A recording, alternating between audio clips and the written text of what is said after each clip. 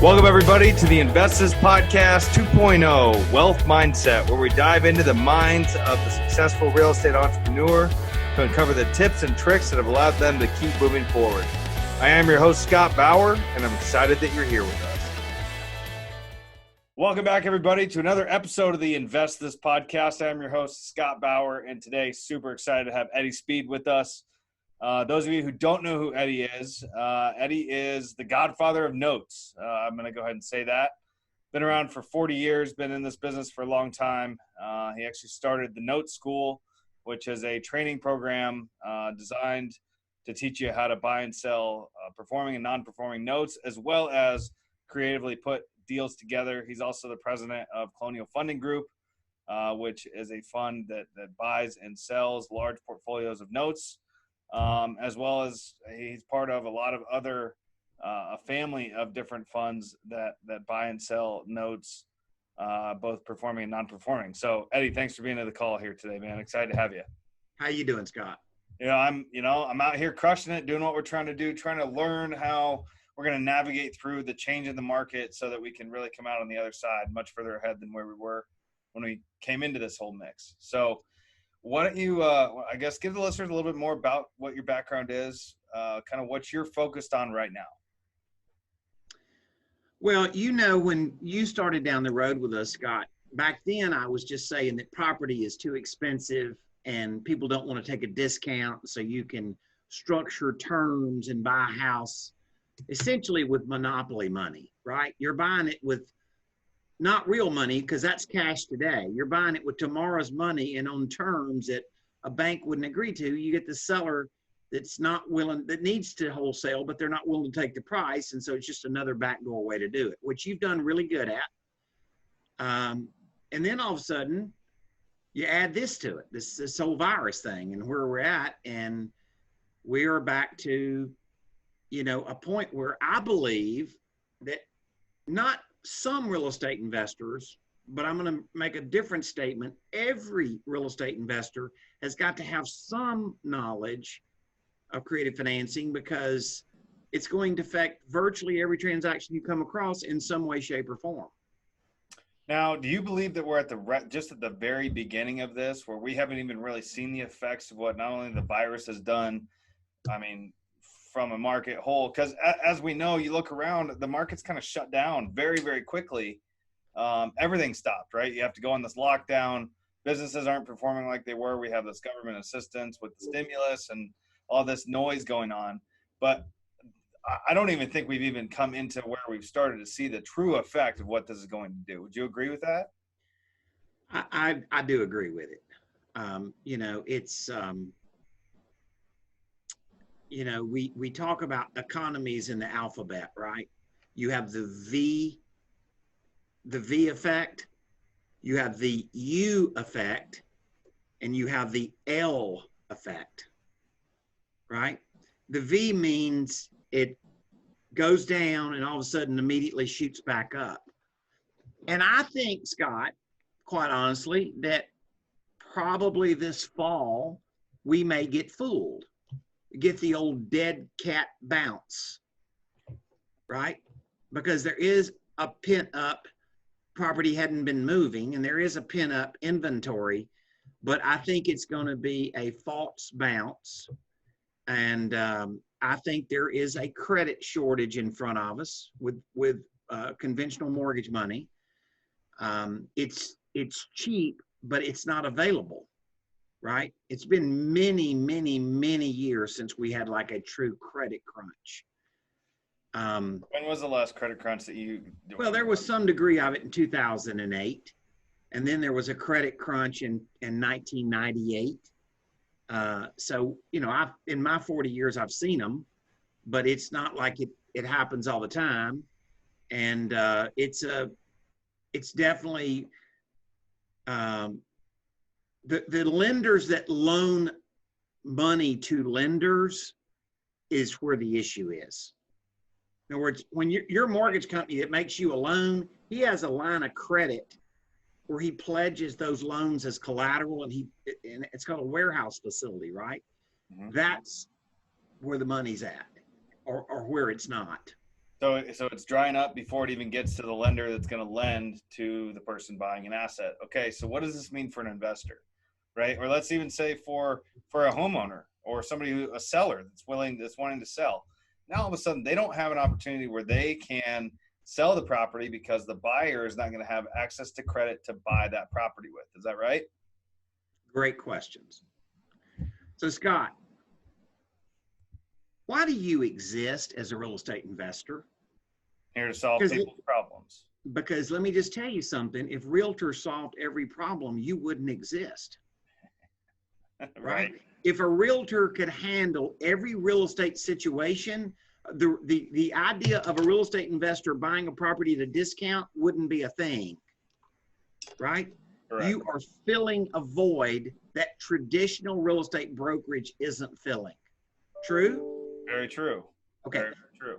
I teach how to fill financing voids when conventional lending doesn't fill it. Let's take something that everybody on the call should have experienced. Okay? Everybody should have experienced this issue that is on this podcast. And that is what's happened to hard money lending. Right? Now you may say, "Oh, I'm just a wholesaler." Well, let me just tell you something. The guy you're wholesaling to is trying to get a hard money loan, right, Scott? That's absolutely correct. Yep. And let me just tell you right now, there's one of two things that have happened. Either he's ponied up and he's now putting about 30 to 40% cash in these deals, or he's figured out how to do seller financing on a second. Meaning you have figured out how to do seller financing on a second because you're going to write it in the deal and pass along the benefit to your subsequent buyer. That's called a piggyback second. Because if that buyer who we're buying or who a wholesaler may be selling to now is going to get a hard money loan or having to put their money up, let's say 30 or 40% of their own cash out, that drastically reduces the amount of properties they're able to do in a year, right? It cuts, I mean, they might not be able to do it at all, right? Yeah, and who wants to put that much cash up in a deal? Right. So this is like literally back to when I started in the business, 1980, right? How did I get started in this business? I got started because interest rates were 20%. So you couldn't afford to get a conventional mortgage. You couldn't afford the payments, right? So what they did is back then, FHA, conventional lending, the existing mortgage did not have a due on sale clause. It wasn't due upon transfer of title, right? So people would take over the existing mortgage and the seller would carry a second lien that was written at much lower interest rates than the banks would charge. They carried a piggyback second because that was the only way you could sell a property and make the payment to the new buyer affordable. It filled a gap, right? Now, on all the piggyback seconds, how are they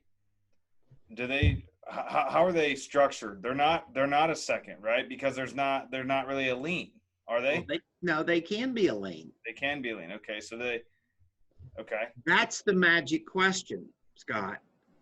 That's why that when you come to note school, I don't just teach you how to do it like the lady at the title company said, or some real estate lawyer. I teach you how to do it very creatively. So it's like a magnum benefit. It's way better than people would normally negotiate, right? Right. So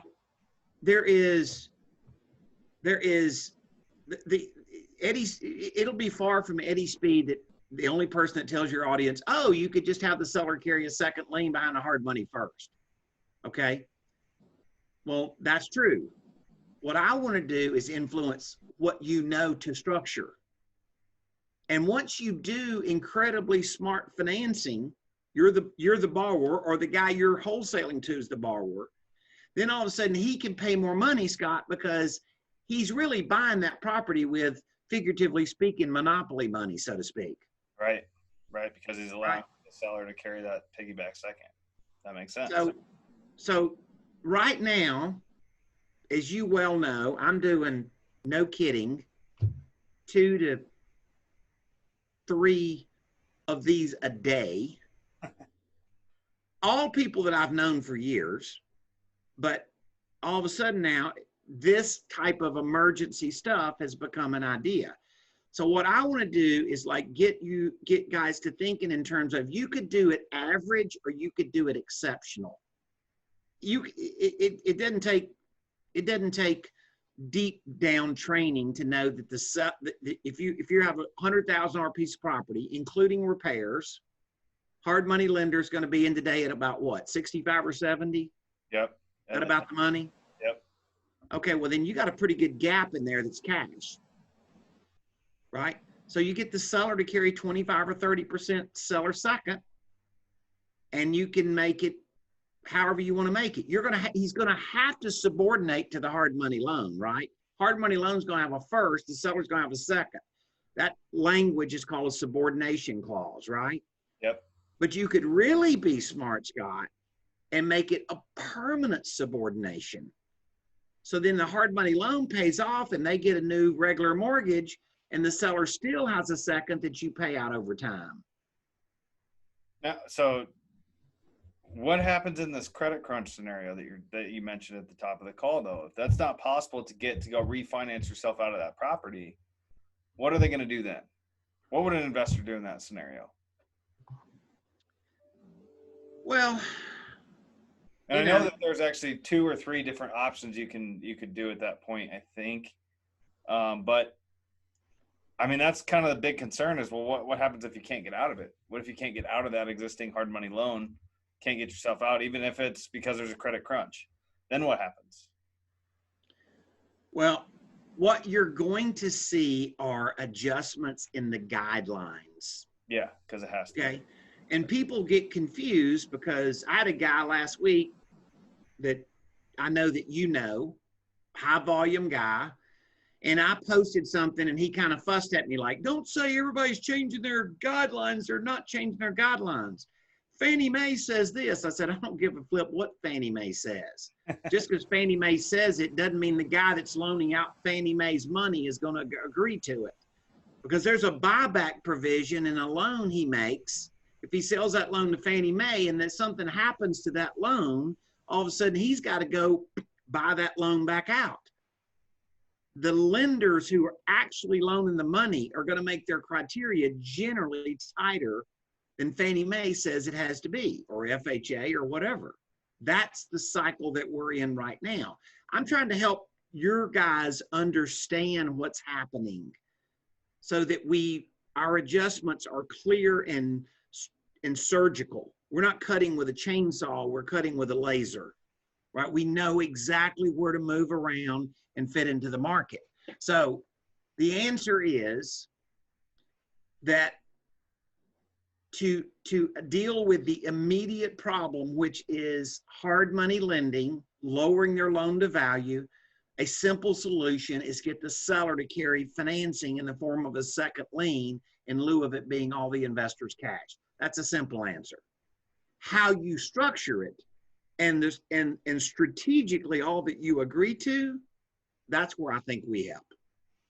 No, you definitely do help. I mean, you allow people that have joined into your program to understand what the soft terms are that you have the opportunity to negotiate, which a lot of people, including myself, didn't even know that was possible for a long time. Yeah. So where do you think, from a population percentage standpoint, what do you think is going to happen how much larger do you think the seller finance side of things is going to become in the next? Because from what I know, it's already a pretty large segment of the population out there now, but when you're removing the opportunity for a conventional financing alternative, what does that make? How does that make the rest of the creative finance side of things? How much larger does that make it, do you think? I mean, is it going to be something where a whole new like they're going to have to rewrite new laws around this because of how large it's going to get? Yeah. And obviously, you know that I'm part of legislation for seller financing, right? Yeah. So let me give you a scale. Okay. Okay. If for the active real estate investor, meaning a guy like you, right? Not a newbie, not a guy that's done 3 deals. Not that he couldn't do this, but I'm just saying for the guy that's a full-time guy that's doing from 15 to 250 deals a year, somewhere in that, right? If creative financing in the past was a 2, in the next 90 days and beyond, it's going to be a 7.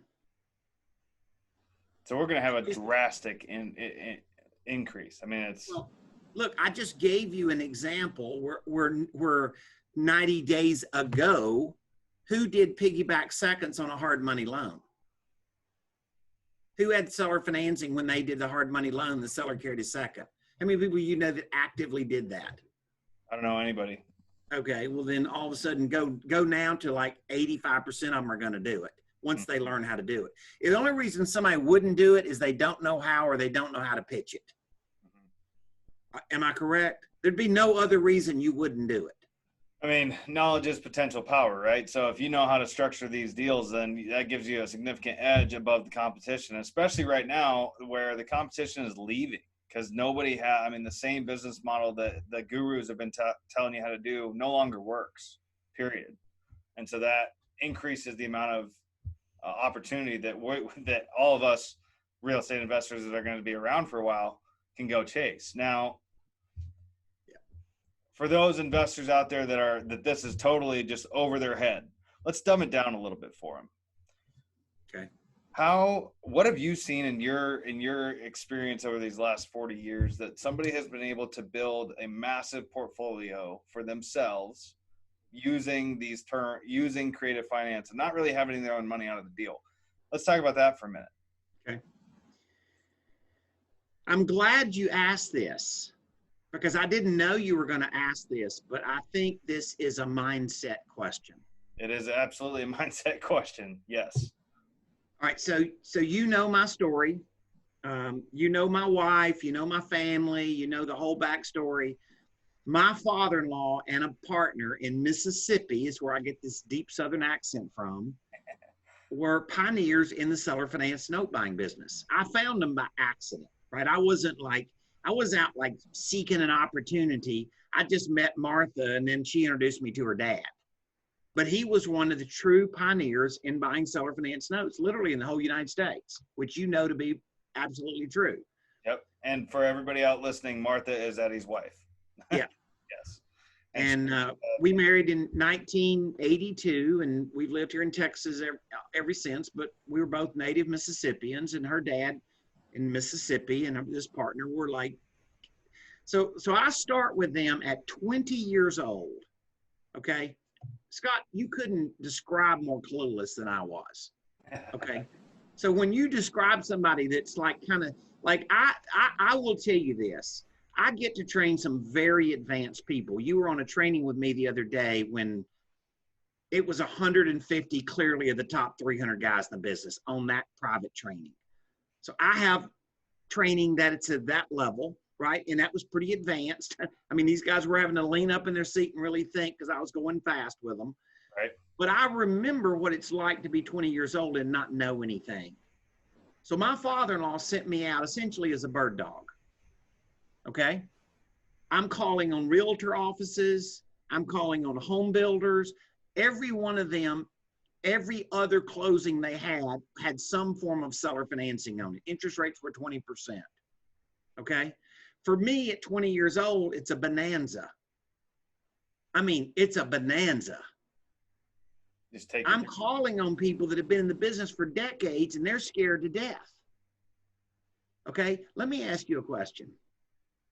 How come they didn't figure out how to do what I was doing instead of somebody that darn sure should have never been exposed to it was? Stuck in their ways. Exactly. And so I'm glad you noticed it was a mindset question because that's exactly what this has to be. The Invest This podcast has a lot to do with mindset for people. And thinking about creative financing and doing real estate in this manner is a complete mindset shift from where everybody I know started. I mean, really, very, very different, because now you have been able to show people how you can go and pay full retail price for a property under your terms, make money on the day you close, and make money throughout the entire transaction, and have another payoff at the end when the loan pays off. Yeah. I mean, this is real stuff, and this happens all the time. It's very hard for a lot of people to understand it, and it takes time to understand it. But I mean, you've been able to help them with that, right? And so it's a wealth strategy, right? And the thing that I have a heart about is I understand people need to make money today, right? But if you're in this real estate game thinking that I'm doing this because I want this to change my future, I want to wake up one day and say I've gained significant wealth in the business, stop thinking that flipping houses is that, because it's not. One thing I really realized probably when I started note school with you was that the quick money is the quick money to go away too. You make quick money today, it's very quick to go back out the door. It's not that generational wealth you're looking to build. And that's, you'll never flip your way to being wealthy. You just won't. I mean, you just won't. Well, I mean, you and I know a lot of people that at one time have made $1 million a year flipping houses, net income, right? $1.5 million a year.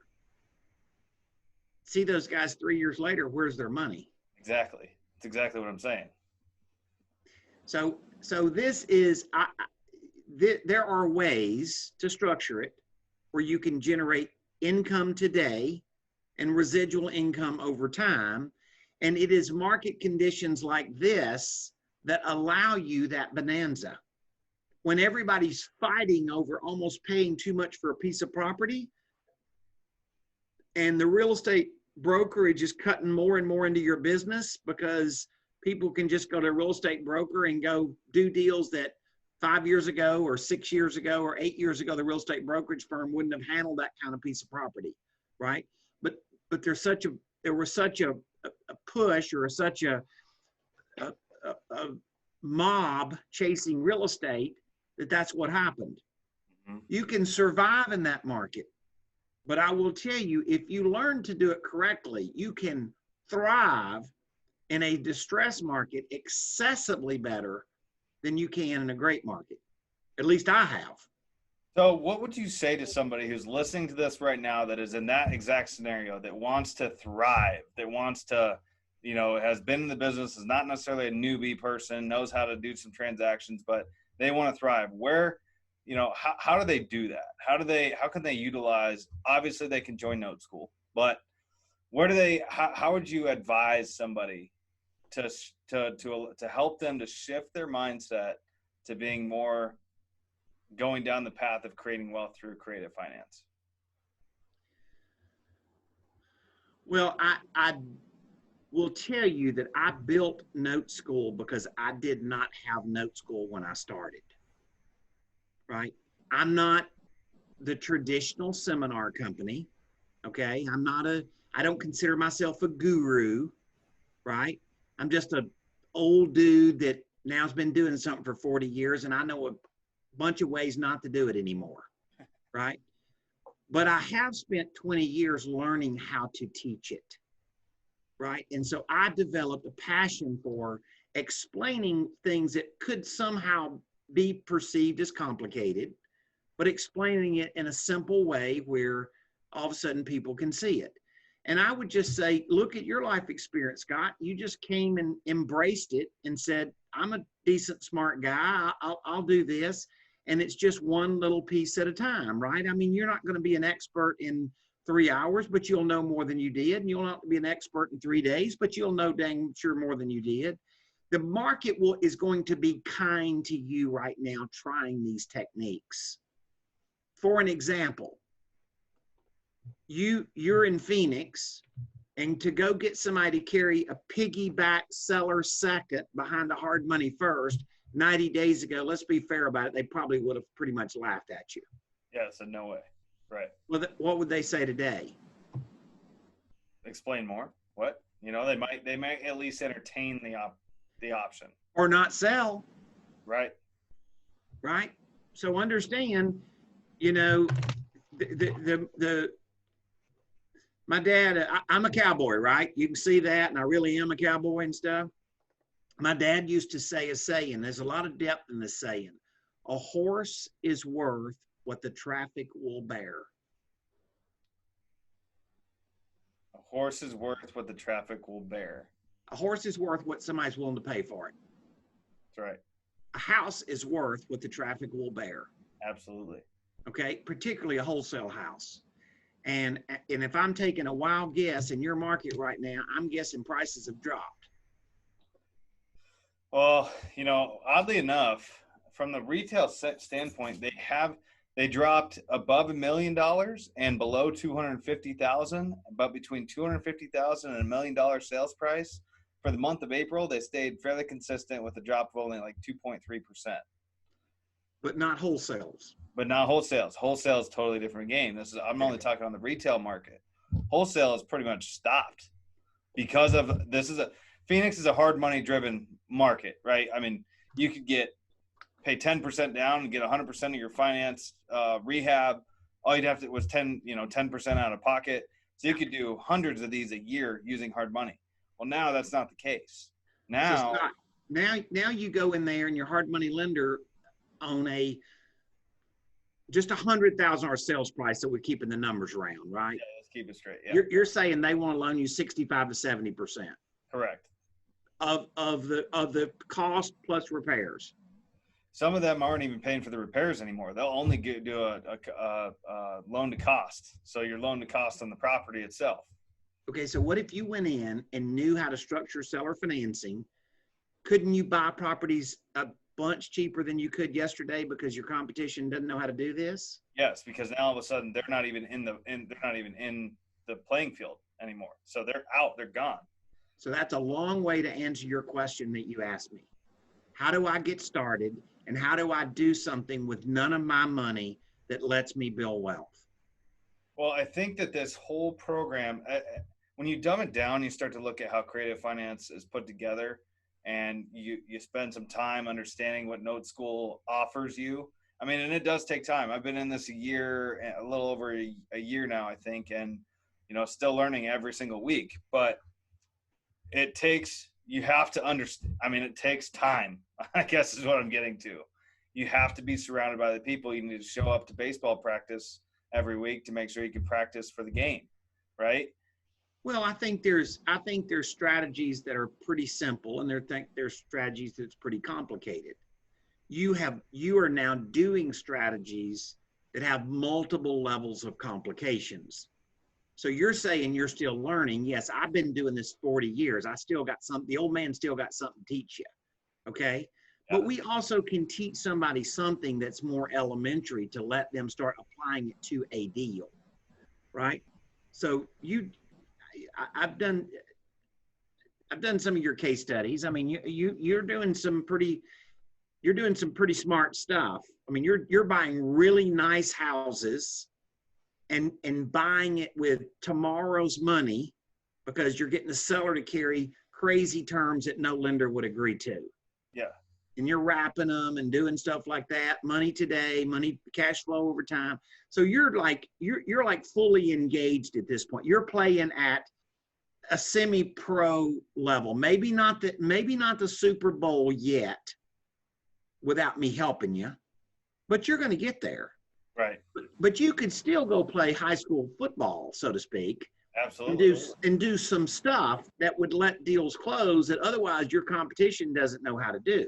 And an example of that, the biggest gap I can think of immediately is how do you go, what is possible to structure where the seller carries a second behind the hard money first to close a deal that nobody else can close right now? Or not, I say nobody, not many people can close it.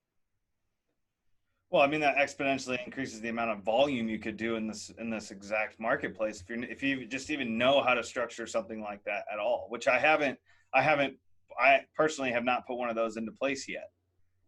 But that's because we just started learning about it yesterday, right? So, or at least I did. So, I think what I'm trying to get to the listeners for them to understand here is that you need to bolt this on. You need this is here. This is a new environment that we're going into, and Eddie offers a product and a training course in a way that you can get involved where you can start to learn how to do this. And it's going to take time to get there, but every single time you show up to practice, you're going to get a little bit better. You're going to understand how to do a little bit more, right? And I think that's what I'm trying to portray to people, because there's people that are struggling right now, Eddie. I mean, that were doing good literally 45 days ago, and now all of a sudden they're like, they're stuck. They're stuck. Right, Scott, we're back to that mindset. You know, I hadn't thought about this in years, Scott. I hadn't thought about this in years. And when all of this started happening to me, and particularly because, I'm highly involved in some way, shape, or form with 3 or 4 of the biggest real estate masterminds out there, right? A bunch of guys on this podcast know me because of that involvement, because I've been on stage and taught at a high level and this and that. How you found me, right? Same thing. Right. Anyway, I went back because I'm trying to remember how it feels, right? I'm trying to make sure I have such a vision of how to maneuver around financing structures that it's how my brain is now wired. But I know that until you own it, and I would say at this point, I own it, right? Until you're at that point, you hit that little wall and you're trying to figure out how to get over it. So that's when I thought about all the people I remembered like it was yesterday, little skinny neck, little kid from Mississippi, 20 years old, going in the realtor's office. And everybody in the office been doing it for 10, 12, 20, 30 years. And I'm thinking, isn't that crazy? I'm going in there with a solution. And I'm like completely the puppy. They should have been the ones that figured it out, not me. But the truth of the matter is they didn't. And you're going to find a lot of people in the marketplace right now that are going to be the same way. I say advantage for the guys that's willing to embrace a new idea. Well, and it's painful. I mean, it's painful it was painful for me. It still continues to be painful on learning new strategies and having to rewire how my mind has been written on how to buy investment type properties. I mean, it's a pain process, right? Just like if you're going to the gym and you're lifting a new weight or whatever it is and you get sore and your pain, it hurts, right? But eventually you get to the point where you get to your level where you've been doing it for 30, 40 years and you own it, right? And so that's what I'm trying to get to. That's where I want the listeners that are listening to this right now to understand that it's somewhere you probably need to go if you're not there already, because this is something that, this will change. This can literally change your entire projection of your family if you understand how to do this correctly, right? It can. It definitely can. So what would you say for the people moving forward? What advice can you give them to make sure, other than obviously to learn the strategy, what can they be doing today to get involved with you or with any sort of note or creative finance opportunity? Well, where would you point them? Well, this sounds selfish. I just think that nobody teaches seller financing at the caliber that we do, or creative financing. I set up the note system for Homevestors in 1992, showing their franchisees how to do seller financing. I got a pretty long history of showing that. I did do a little special lane for your guys, and they're going to go to noteschool.com/invest this. And there's a couple of things that I'm going to try to make sure that we do. I am going to make sure we do it. And that is, one is I wrote a book that's about 50 pages. So it's not super long, but I call it, it's a whole new ball game with creative financing. And the premise is we're sort of copying the idea of the movie Moneyball, right? Because the Moneyball movie is about a guy with a business model that looked at baseball the same way everybody else looked at it for 100 years, but he looked at it through another set of lens and put a winning team on the field for about a fifth of the cost that anybody else could do it. I have that book on my shelf back here somewhere. Yeah, yeah. And so it's a short read, but it starts you thinking. And then I'm gonna do just a free workshop. It's good, solid stuff. I've got a guy that trains for me that does that. That's really, really. He's your age. He's been a professional, full-time wholesaler. He did a very similar path to you, and now he just kind of helps people get started. Still does the business, actively doing it, but helps people get. It's Brian Lautner. Okay.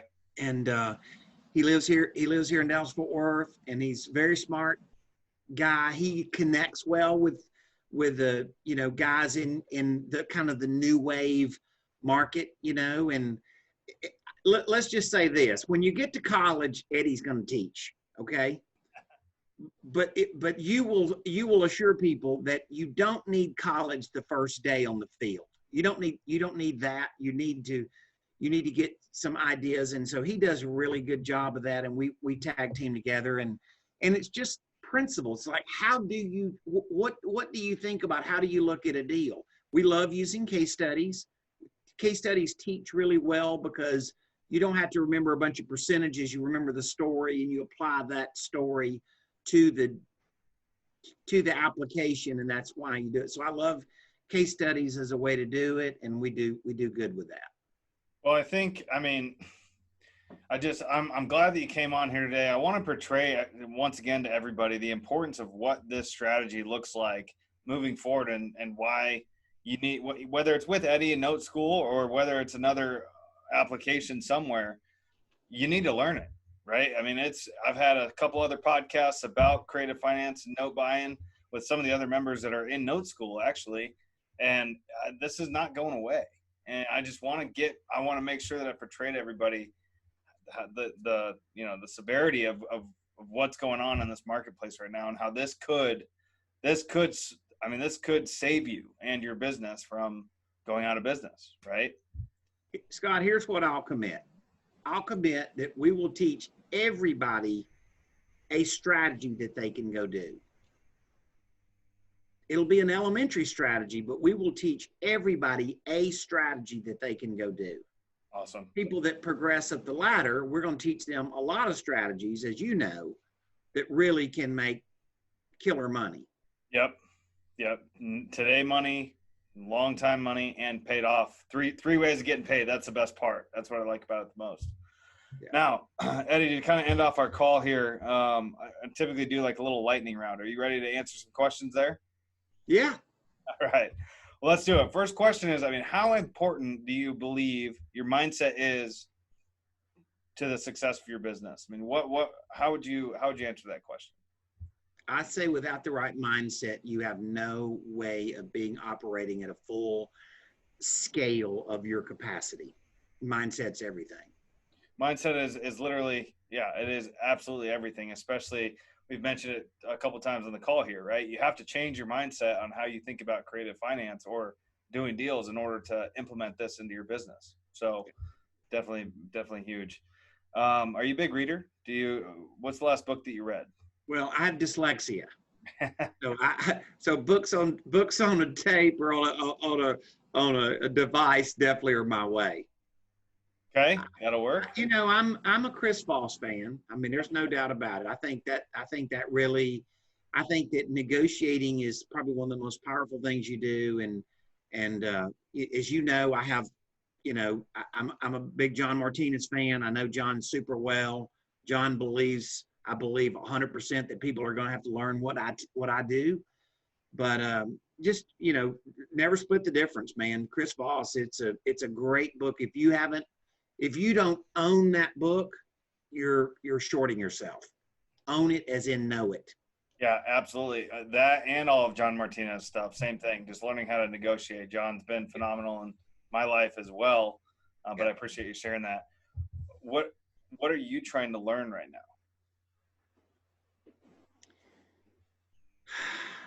I'm trying to show people how to buy a really nice property with substandard cost of financing so that you can seller finance it and be the bank.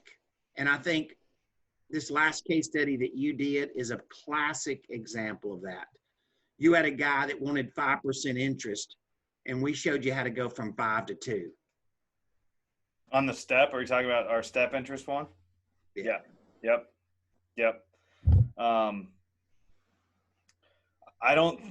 That's an ever-changing thing to learn, right? Because you can, and that's one of the things that's so exciting is you learn that this is a fluid way of doing business. There's not a set of rules. You can bend them as they go. Well, and speaking of environment and mindset, you see, I've got enough relationship with you at this point. I can push you and say, Scott, just do it. It will work. If you just do it, because I'm telling you to do it, it'll work. Right. And you believe enough in what I'm saying that you're like, okay. And then you go out there and kind of get your chest out and, okay, I can do this. And all of a sudden, boom, you're like, dang. Well, now you're more confident next time, right? Right. Absolutely. Obviously, I think I know the answer to this, but what is your superpower? Well, I can say Martha, and I think that's true. Definitely. I'm a blessed soul, but I wake up every day passionate about what I do. And God gave that to me. I'd be foolish if I just said I took credit for it, but I was blessed with a passion. I think I have a passion because the business has been good to me, and I know how good it'll be to somebody else. And so it's easy for me to have passion. But I would say a good woman that stuck with me a long time, that's obviously very smart and really is super successful in her own right, doing this business. But more importantly, I think God's given us both passion, and I think it's easier to get up and want to learn something new. I think that's phenomenal, and you are very blessed that way, and you're giving that blessing to the rest of us through Note School and through. Every time I get together with you, I always feel a little bit smarter when I leave, so that's always a good thing. So I appreciate that. Where can the listeners find you? Let's say that they want to get involved with Note School. You mentioned that you're going to do something for them if they go to noteschool.com/invest this. Where else can they find you? Obviously noteschool.com. Yep. And you can YouTube stuff and whatever, but I'm trying to give them something focused so that they can get to that next step. I think I have a sense of what your listeners need to get started. So instead sitting them out and just telling them to go to the address of the stadium, I want to tell them what seat to go to. Sure.